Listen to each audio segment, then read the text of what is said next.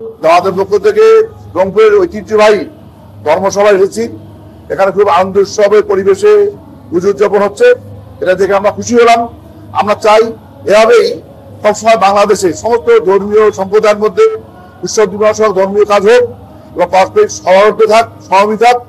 অতীতে যারা এই সম্পর্ক নষ্ট করার চেষ্টা করছে সেটা আমরা নিন্দা জানাই এবং আমরা আশা করছি এখন থেকে বাংলাদেশে পারস্পরিক সৌহার্দ্যপূর্ণ পরিবেশে পরস্পর সহাবস্থান হবে এবং প্রত্যেকে নিজ নিজ ধর্ম স্বাধীনভাবে পালন করার পরিবেশ থাকবে।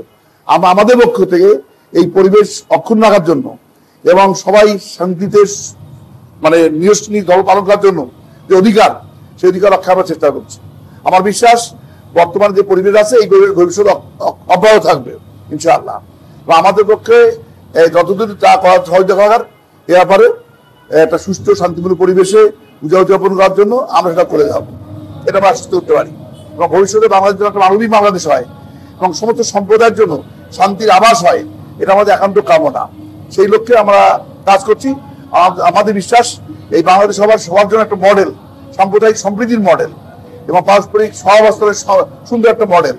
এই জন্য সবাইকে আমি উদাত্ত আহ্বান জানাই সুন্দরভাবে সবাই পারস্পরিক সহযোগিতায় জীবনযাপন করার জন্য এবং শান্তিপূর্ণ পরিবেশ বজায় রাখার জন্য। সবাইকে ধন্যবাদ। গত 5ই আগস্টের পর থেকে আমরা জন্মাষ্টমী এবং শারদীয় দুর্গা উৎসবকে বাংলাদেশ জামাতে ইসলামী রংপুর মহানগর শাখাকে আমাদের পাশে পেয়েছি এবং এবারও শারদীয় দুর্গা উৎসবকে কেন্দ্র করে তাদেরকে আমরা যেভাবে পাশে পেয়েছি, ইতিপূর্বে তারা আমাদের সাথে যোগাযোগ করেছেন সার্বক্ষণিক। আমাদের কোনো সমস্যা হলে তাদের মোবাইল নাম্বার দিয়ে গেছেন, তাদের সাথে যোগাযোগ করার জন্য বলেছেন এবং ওনারা প্রশাসনের সাথে কথা বলেছেন, জেলা প্রশাসন, পুলিশ প্রশাসনের সাথে কথা বলেছেন, যাতে আমরা সনাতন সম্প্রদায়ের লোকজন এই শারদীয় দুর্গা উৎসব রংপুর মহানগরের মধ্যে অত্যন্ত শান্তিপূর্ণভাবে সার্বজনীন দুর্গা উৎসবে পরিণত করতে পারি।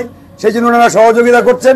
আমরা ওনাদের দীর্ঘায়ু এবং সুস্বাস্থ্য কামনা করছি রংপুর ধর্মসভা কমিটির পক্ষ থেকে।